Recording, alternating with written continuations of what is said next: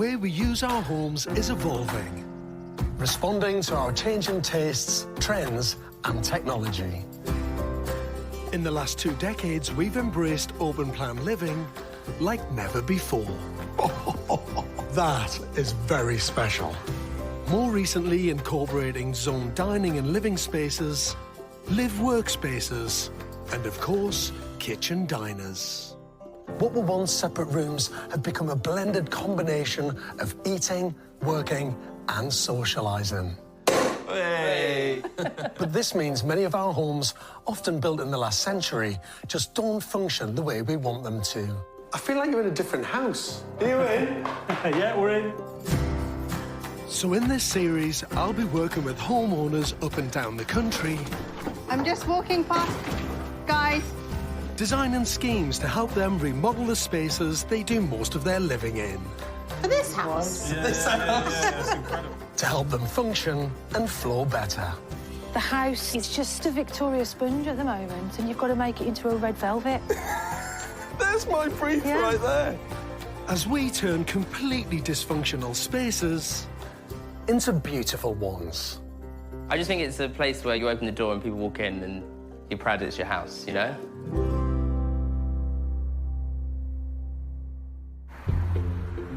So you buy a house, and no matter how much research you do or how much you imagine living there, you move in and it just doesn't feel right. So you decide to do some building work, change the layout, a little bit of a refurb, but still, it doesn't feel like home.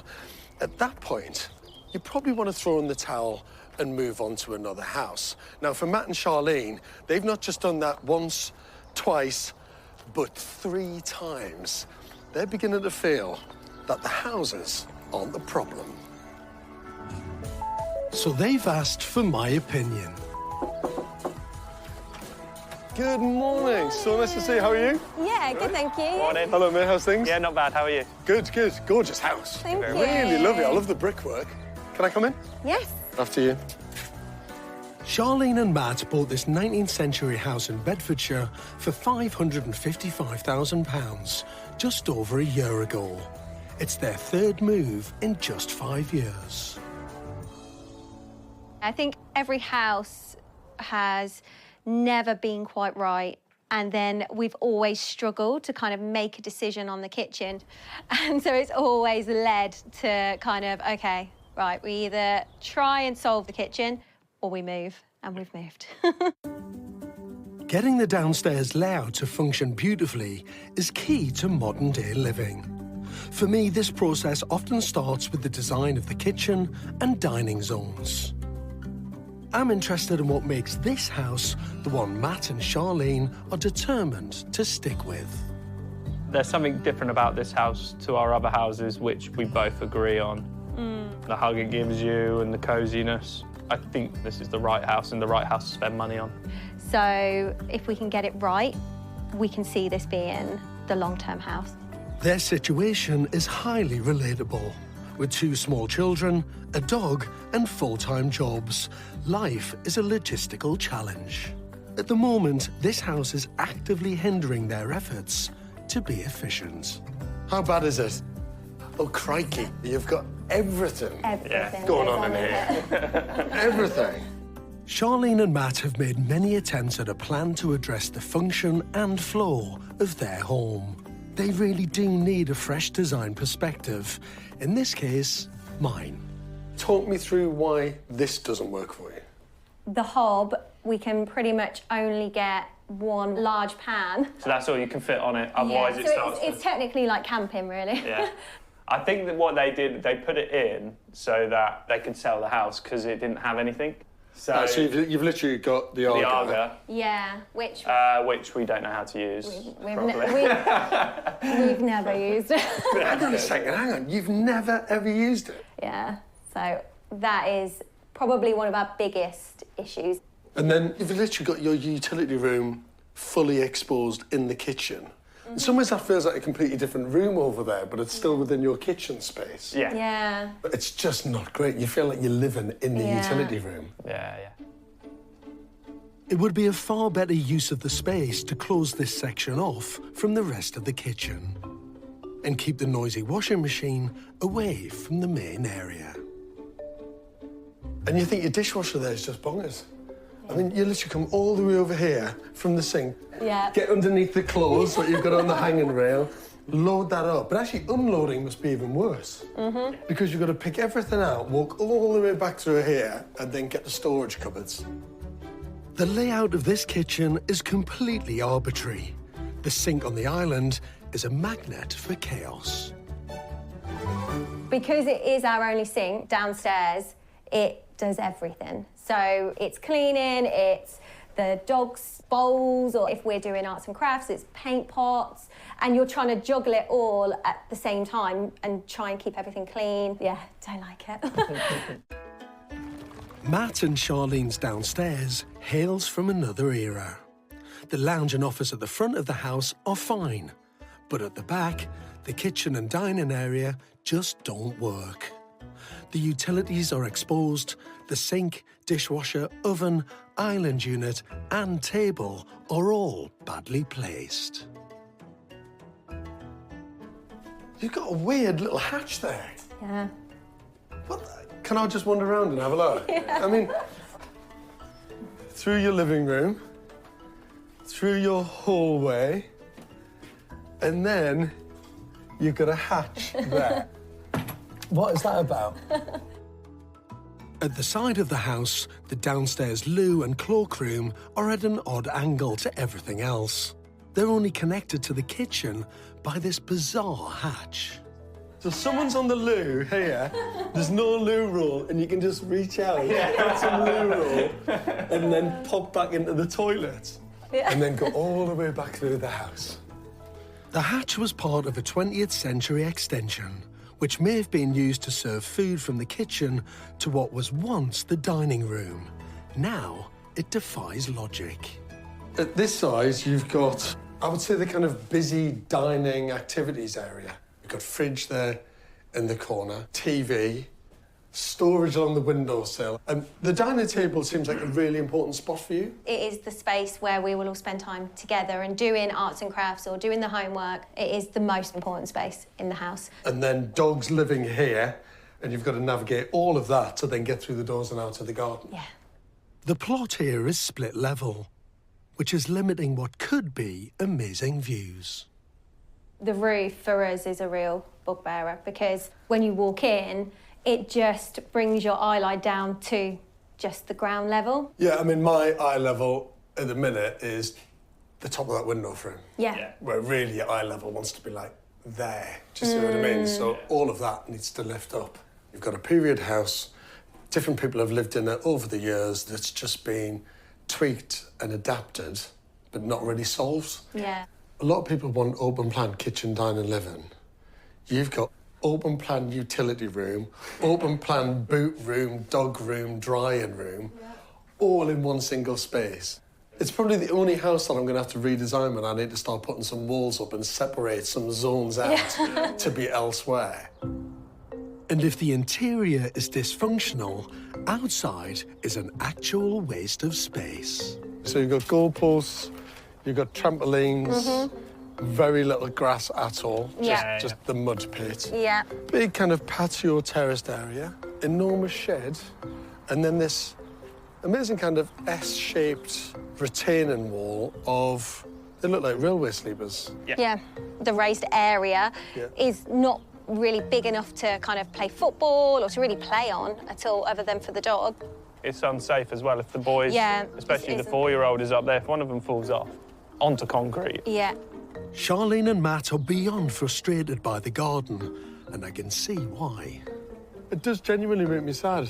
I know, it makes me It really, really does, because it's so disconnected from the house. Let's go up your steps and get on that upper level. That's beautiful, I think. It's one of the things that made us fall in love with the house was that.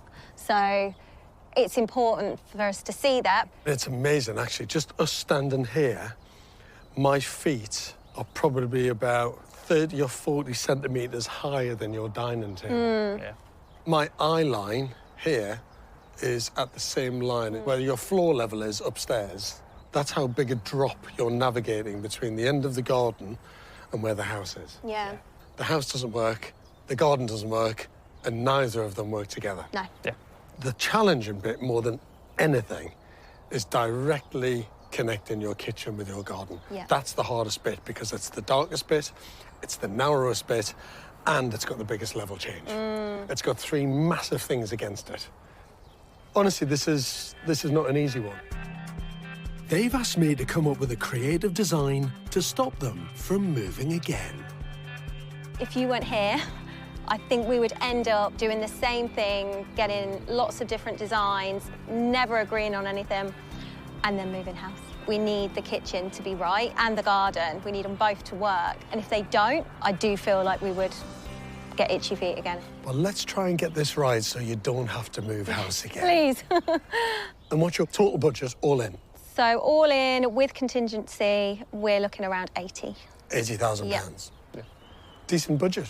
Yeah. But with a house with a lot of problems and a big garden. And a garden that's got even more problems than the kitchen, I think, and that's saying something.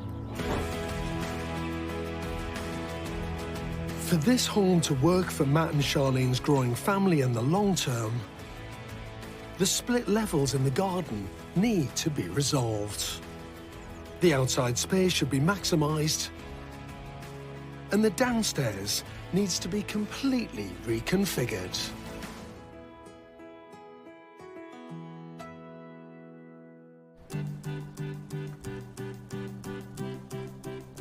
It's time for me to get creative and put pen to paper. Matt and Charlene have got what I think is a wonderful period house, but it doesn't work for them at all. It's messy at the back, it's confusing, it's cluttered with lots of stuff. The spaces just don't flow. And at the minute you've got all of that earth, all of the ground at one level, then it drops down into the kitchen.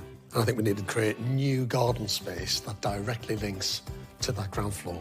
If I can get this right, this could be their home for life. The challenge is to prevent Matt and Charlene from moving house for a fourth time in less than 5 years.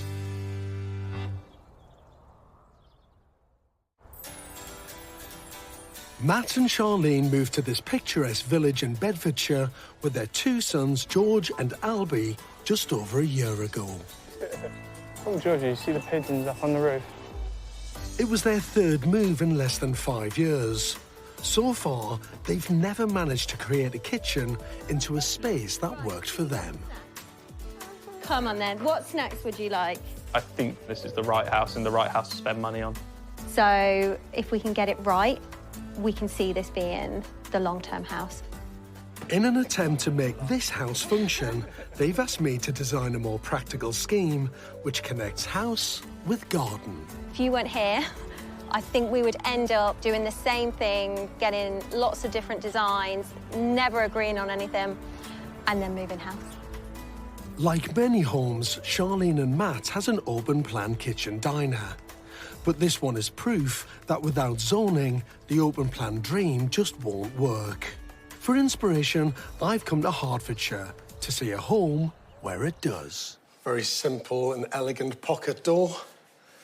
And you walk in to a single open-plan space. And this is a space that is absolutely lived in. There's the kids' toys, there's kids' play areas, there's stuff for the dog, but it isn't cluttered and it isn't chaotic. And talk about being super practical. You've got wine rack, 2 ovens, loads of storage, dishwasher, 2 sinks, and then a fantastic island unit. Whatever the size of your space, the principles are the same.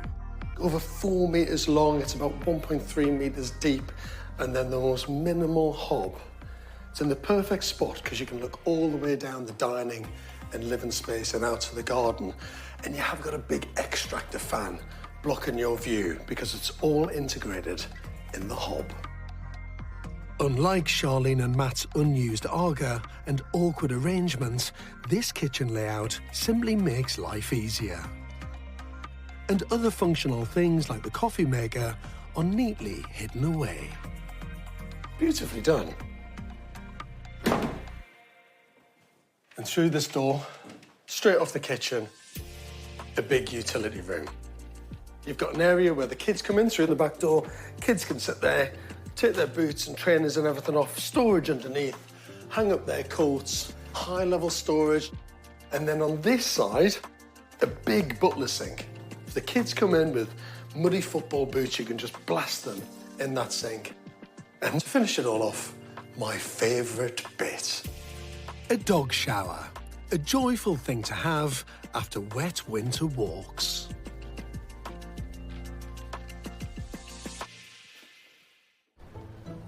I'm heading back to Bedfordshire, armed with my bespoke new plan that I hope Matt and Charlene will love. Are you excited? Very excited. Yeah. Nervous? A little bit. Well, you needed this space to work unbelievably hard for you. Ready? Yeah. We need to rebuild the extension because we want to lift up the head height. Coming through your front door, come through that same door into the kitchen. Your kitchen configuration is in a similar position to now, but it goes all the way down to the end of the extension. Nice. And then we build a dining area here. So in the extension, we would actually make that solid. So you get kind of bunker built-in seating across the back of there, dining table roughly where I'm sitting now, doors opening out to the patio, and a decent long island unit. So you've got so much more worktop space. Love it. Then your dreaded utility room. It's still in that area, but I've created a separate space for it. So you'll have a pocket door that'll slide across, and then you'll have a sink in there as well. I think it works really well there because you still get access to the kitchen if you need to do it, but you've got the option of closing the whole thing off. By moving the island and shifting the oven, sink and dining space, carving off the utilities and separating the cloakroom and downstairs loo, and raising the roof and glazing to open things up to the outdoor space, Matt, Charlene and their growing family get a home which finally works for them. Oh, love it. I think that's so clever. Yeah, definitely. I've brought a 3D graphic to help them visualise my design. What? Wow. Straight through that space, dining off to the left, little breakfast bar, your kitchen. Yeah. Looking back, fridge in the corner, this is the door you'll come through. And then I like the idea of the bunket seating. I love It's really Yeah, snug. yeah, it does. Happy? Yeah. Yeah. it's Love it. wicked. Yeah, it is really wicked. Matt and Charlene want to spend some of their budget on levelling their outside space to make the most of the garden and surrounding views. To build a better connection between the spaces, there is potential to carve out a large seating area next to the new kitchen diner. That's amazing. I love the patio area. I think that feels such a lovely little zone. The boys actually will love that. And there's a small football pitch sectioned off from the rest of the garden. Love it. The boys are gonna absolutely love having their own football space. It's really exciting. I am now like, how could we move? Like in terms of, like, for the boys, I can see them here as teenagers and be like, yeah, like we can live in this space as they get bigger. I think she's happy. It's blown my mind. pretty Like, good. I love it so much. With planning permission granted, Charlene and Matt can press go on the work. To save money, they've decided to live at home during the renovation. We're now living in a half kitchen for the foreseeable future. Yeah, we've had to do that in order to knock the extension down. Like everyone at the beginning of a build, they're filled with optimism. And they've come up with an innovative solution for their lack of a hob. We've made do with turning our hob onto a little movable, which is probably a better place to have it.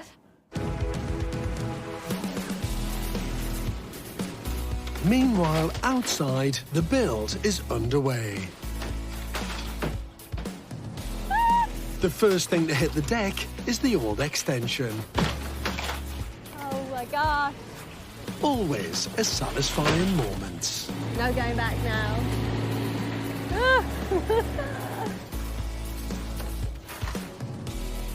Basically, we've just got to clear the site, get ready for digging foundations and getting this. Got a load of structural work to do.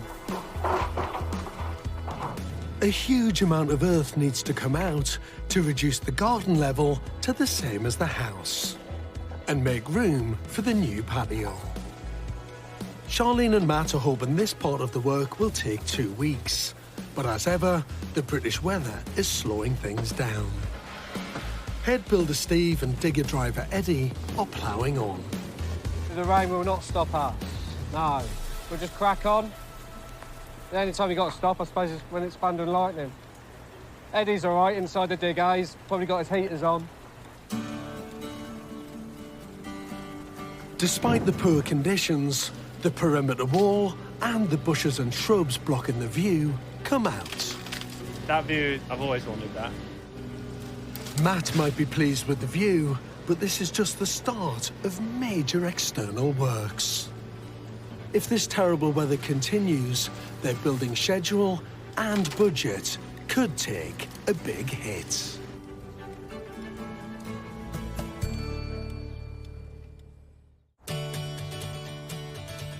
In Bedfordshire, Charlene and Matt think they've finally found their home for life. Well, let's try and get this right so you don't have to move house again. Please. They've moved 3 times in less than 5 years. But now they've taken my design advice and have decided to renovate. You've literally got the The Arga, Yeah, which which we don't know how to use properly. we've never used it.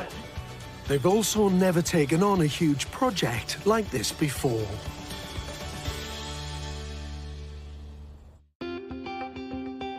Keen to get everything just right, Charlene and Matt have been contemplating the garden design. They want to add an extra seating space outside and have decided to increase their budget.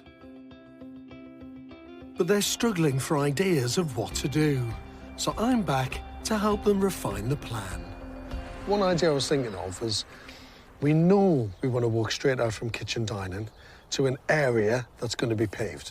Yeah. Should we create another terrace that's more dining? Yeah, definitely. It would be nice to have living, dining, a bit of those kind of spaces, I think would be really important for us in the garden. The obvious thing to me is just to do something around here. And then if we've got steps or some sort of level change between the living room and the outdoor dining room, it defines the zones better. By having a raised dining terrace, Charlene and Matt will have their own adult zone. They'll now be able to see the countryside as well as the rest of their garden. Yeah, if we're sitting here, we can take in the views here, but also watch the boys play and all be part of the same space. I love it because it feels very, very architectural. I love the idea of having outdoor rooms. They're like additional extensions onto your house. Perfect. Brilliant, love that. With the new addition to the outside scheme agreed, the team can crack on.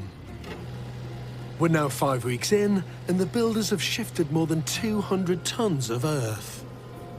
A combination of hideous weather and extra work to the garden means it's taken 3 weeks longer than planned to get the groundworks in shape.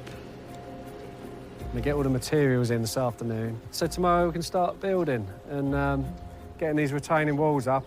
There's been a lot of groundwork involved, you know, there's a lot of cost involved in this area, and you don't see any of it. I think naively in my head, I thought, oh, we're just digging a little bit of earth out to create a nice, cute little patio. I think we underestimated the level of work that was needed. I would definitely say the garden kind of spiralled a little bit. Creating a level space and laying the foundations for the new outdoor rooms is a lot more work, but it's worth every single penny. The blocks are being delivered to build the important retaining walls. But this build is due to last at least another 20 weeks. And inevitably, living with all the work going on around them is starting to grind Charlene and Matt down. A lot of disruption, a lot of mess and dust. And there's definitely moments of trying to live in a building site and thinking we really should have just moved out. They need to learn to love camping indoors and cooking in their living room. The walls surrounding the patio are up, and work on the new extension that's been built on the footprint of the old one is underway. It's flew up, as you can see. We're raising the roof more than 1 metre to create a better connection with the new outdoor space. Yeah, it's all good, and then all the carpenters have just started putting the roof joists on. And then what we're going to do is just start inside the next few days. It's now 11 weeks into the build. With the roof and glazing of the new extension fitted, work can finally begin on the interior. What are we doing with this? I was thinking we were just going to paint it. We are in the thick of it now. We're like mid-build, trying to juggle life with a build. It's a lot. I feel like I'm like, trying to keep up with school uniform washing, near on impossible. But then they're also rolling around in dust and mud, so it's just, yeah, life is chaotic, I'd say, at the minute. They're going for a modern farmhouse style indoors. And despite the chaos, Charlene is determined to achieve the right look and not make decisions she might later regret. We had to make decisions on plumbing today, where we were going to put radiators, where we were putting electrical sockets. So yeah, there's a lot of decisions to make, a lot of big decisions as well that cost a lot of money and are going to impact our life for years to come. Charlene has a keen eye for detail and is in her element at this stage. I wake up in the morning, I go, oh, and then I get home from work and I'm like, oh, we've got this and we've got that now. And the boys get excited. They're like, is this ready now, Mummy? So yeah, it is exciting. Oh yeah, they do go nicely together. Love it. There you go, decision made. Decision made. Ah! She's chosen a modern farmhouse aesthetic with top-end finishes. A key feature in this kitchen is a bespoke kitchen island stretching the length of the space. Large islands not only offer a huge amount of storage and extra work surface, their design and finish can define the style of the whole room. For Charlene and Matt, they're going for classic oak doors and quartz worktops. Choosing the kitchen is one thing, but fitting it is another. We're having to change the walls a little bit because they're very out. That wall's out, that wall's out. So it's not very straight. So we're having to pack it out so the kitchen's straight and flush. They've also opted for a full-spec utility space. This room, this is probably the room I'm most excited about because before everything was going on in the kitchens, this is probably the room that's going to change our life the most. But the number of decisions required in a big renovation is starting to take its toll. This is the first house we have done for ourselves, so making so many decisions has been exhausting. I have put a lot of pressure on myself because I want something that's perfect. As far away as completion seems now, they will get there. And I want to give Charlene and Matt something they desperately need. A tidy entrance hall. So I've commissioned furniture maker Nick Vostermans to come up with something special which fits with their farmhouse style. Nick, very, very nice to meet you, sir. How are you? You all right? Good, thanks, yeah. This is beautiful. Thank you. Nick's invited me to his workshop to lend a hand. So, what are you thinking? A simple bench. Okay. Somewhere to put your boots on, and then we can do a little pegboard wall where you can hang leads, you could hang a coat. Nick is descended from generations of woodworkers. His surname even translates as Forest Man. Keen on traditional methods, he's been handcrafting bespoke pieces for the past 18 years. We're going to use what we call a staked technique, which is a peg in a hole, mortise and tenon. We're starting with a leg for the bench, working carefully with the natural strength of the wood. We'll split it out from a fresh log, so we're going to follow the fibres so we line them up the traditional way. That's the strongest way. So no nails, no nails, pins, no pins, no glue. Don't need the glue. Now for the crucial part, splitting the timber. it's important to choose the right log. We could use a bit of oak like that. You can see we've got straight grain. Yeah. Nick also uses old-school tools in the form of a throw and mallet. Oh, my word, look at that. Good. I was going to say you've nailed it, but you don't use nails, do you? Do you want to split that in half? Give it a big, hard hit. How was that? That's it. Great. Straight as an arrow. The excess bark is stripped away. Ready to start shaving and shaping the wood using another traditional tool, a draw knife.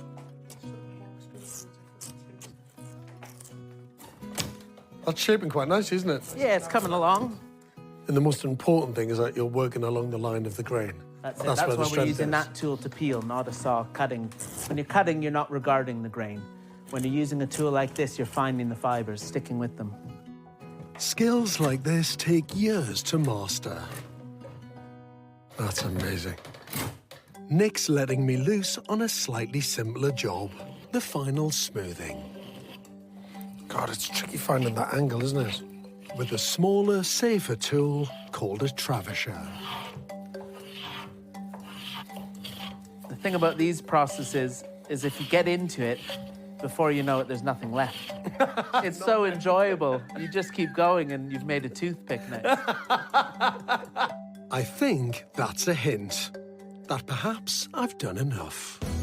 We finished the job with a special tenon cutter.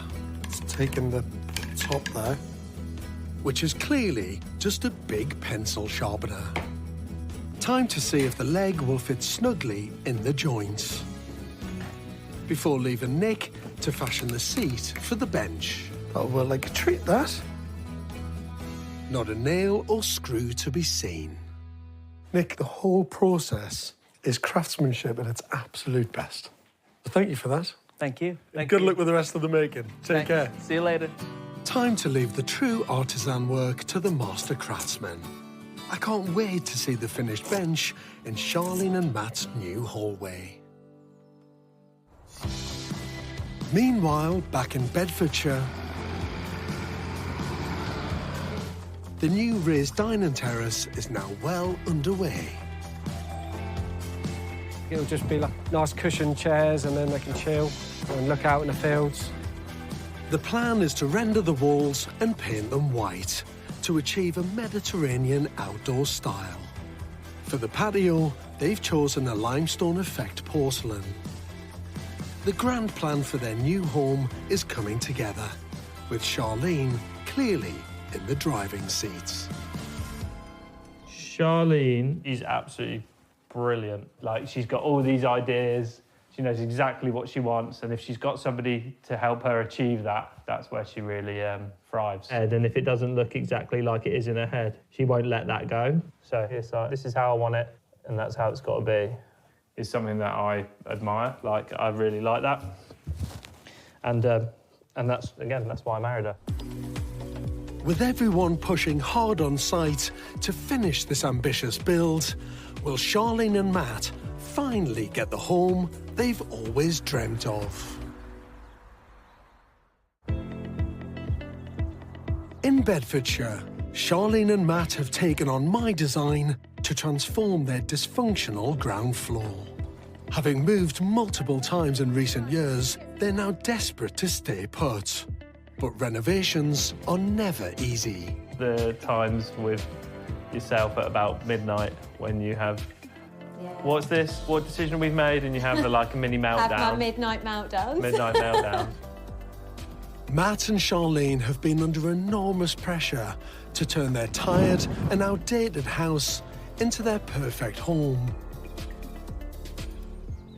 But inspired by my design and supported every step of the way by a determined on-site team, after nearly a year of disruption and thousands of difficult decisions, I'm back to see the finished product. 10 months ago, Matt and Charlene were struggling to make their house work for their busy, growing family. Now, the stakes were very high. This is the third time that they'd moved because they couldn't get the layout of previous houses to work for them. So, my challenge was to create a series of spaces that they would not only love, but that would make them stay put. And I think we've done it. Before this renovation, Charlene and Matt's kitchen was completely dysfunctional. It crammed far too much in, laundry was in full view, and nothing was easy to access. The layout was a shambles, with the sink and dishwasher in the most awkward positions. And when it came to garden views, the existing extension sat bang in front of a mound of earth. Now, the space has been completely transformed into something spectacular. Fantastic! Come on! This stunning modern farmhouse kitchen diner will be where they'll live, work and play for decades. What an unbelievable transformation that is. Beautiful, elegant, light, bright and functional. There's now a magnificent 3-metre-long island.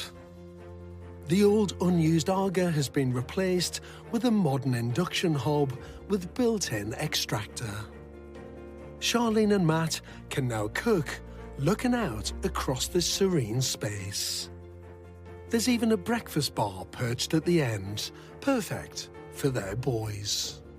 And storage, storage, storage. The entire thing is one big block of storage space.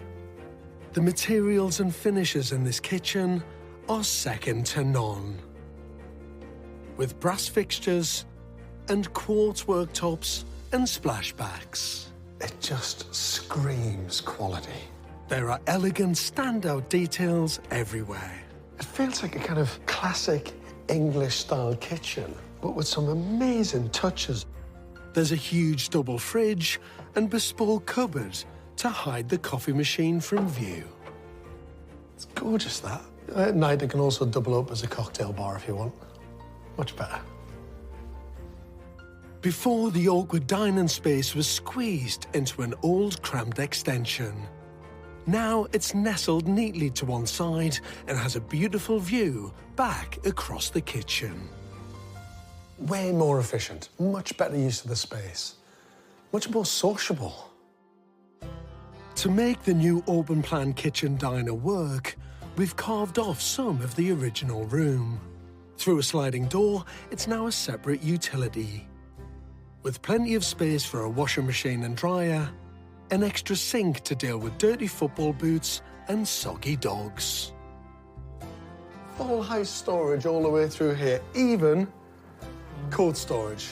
Hanging rails, shoes, boots, and all accessible from this door. Obviously, Charlene and Matt wanted a beautiful kitchen, but that kitchen only works as well as it does because of this utility space.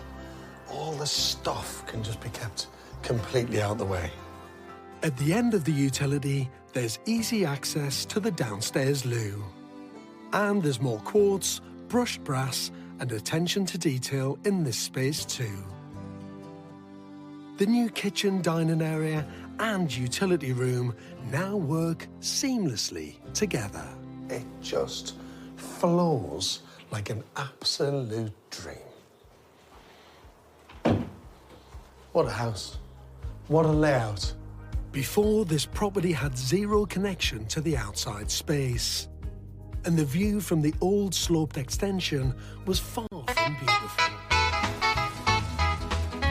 Now the ceiling and glazing have been raised to bring in the fields beyond, and we've created a breathtaking outdoor space. An outstanding piece of design. I'm absolutely chuffed to bits for it because it's life-changing for Charlene, Matt, and the boys. Charlene and Matt have put a huge amount of work into getting their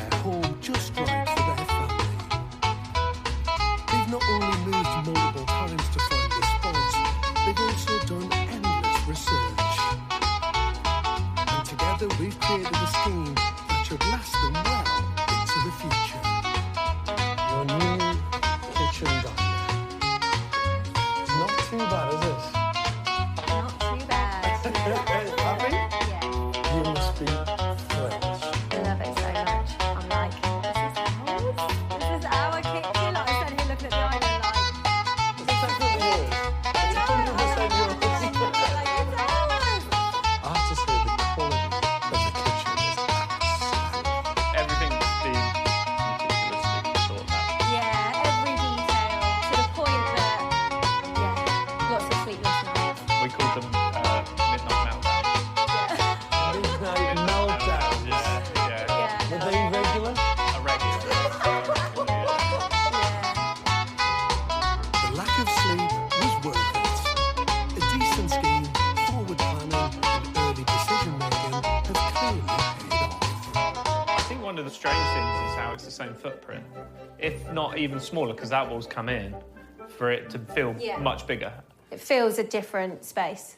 It feels completely Well, that's because it's more efficient space. Yeah. Yeah. So, if you had to pick a favourite part of the interior, what would it be? Oh, the island. I feel like this is the heart of our home now. Like, we all gravitate towards here. We all can be here without being on top of each other. What's yours, mate? Mine is the dishwasher. After everything that we've done in this house, Yeah. yours is the dishwasher. Well, because you don't have to walk from all the way over there to, like, put in it. It's literally just There. boom, Look at that, eh? boom, draw everywhere. Yeah, we don't have to walk. It's so it is efficient, good. like you said, so It efficient. probably would be my second favourite. You should have seen us the first night. We were like excited to put the dishwasher Yeah. on. We were like, yeah, we'll just empty it. For this family, good design really is life-changing. And I've got a small handcrafted housewarming gift that takes pride of place in the redesigned entrance hall. I've had a little bench made for you, a little hanging rail.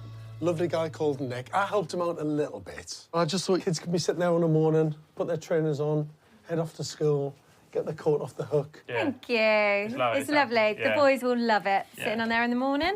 Welcome home. Thank you so much. Love it.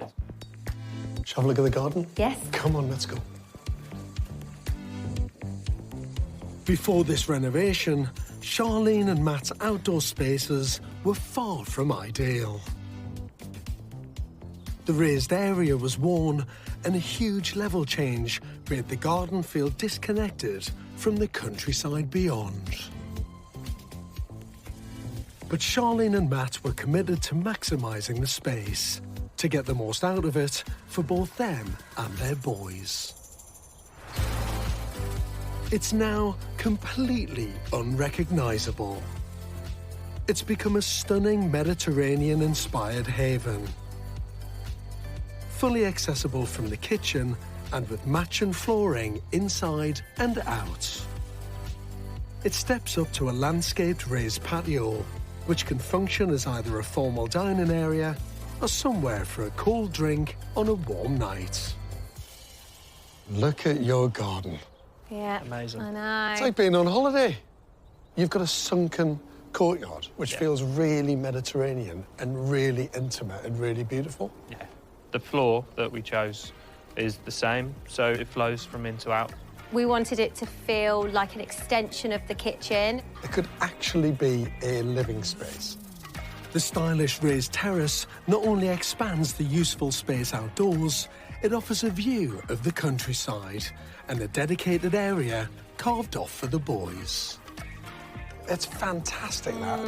It feels really architectural. We wanted zones that felt like spaces for us, and they were separate to where the kids play. But actually, they become garden rooms. Yeah. Genuine. They're not just like patios and courtyards. They are fundamentally part of your house. And it doesn't end there. There's also a yoga space for Charlene, an outdoor shower to wash muddy boots, and the dog. And to help contain any mess, there's now access to the house straight into the utility room. It's literally like turning up to a different building. Yeah, It really is. That's how radical this change has been. And that's life-changing stuff. definitely. And the final cost? I'm a bit too scared to ask the question. Original budget, £80,000. You must have gone way over. Yeah, we've never done a project like this. We had no idea. So it did just evolve with kind of as the project went along. And also, you look at this garden, I mean, it is substantially different. So you went from 80,000 to... It probably would be around that kind of figure. Let's just say you blew the budget. We blew the budget. Are you happy? Yes. Yeah, man. So happy. And the So- boys? They love Yeah. it. Do they? They love it so much. And they love having the turf. Well done. Cool, thank you. Time to celebrate Hey, oh, this beautiful build. woo. You did it. We did it. But one important question remains. Are you going to move again?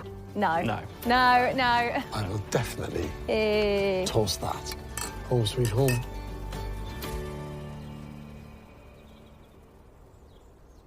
Next time in the West Midlands, I like that wall because I want to knock it out.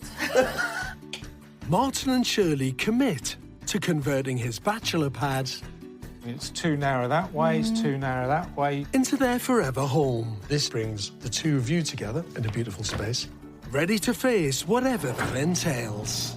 Cutlery thick with dust. It's really difficult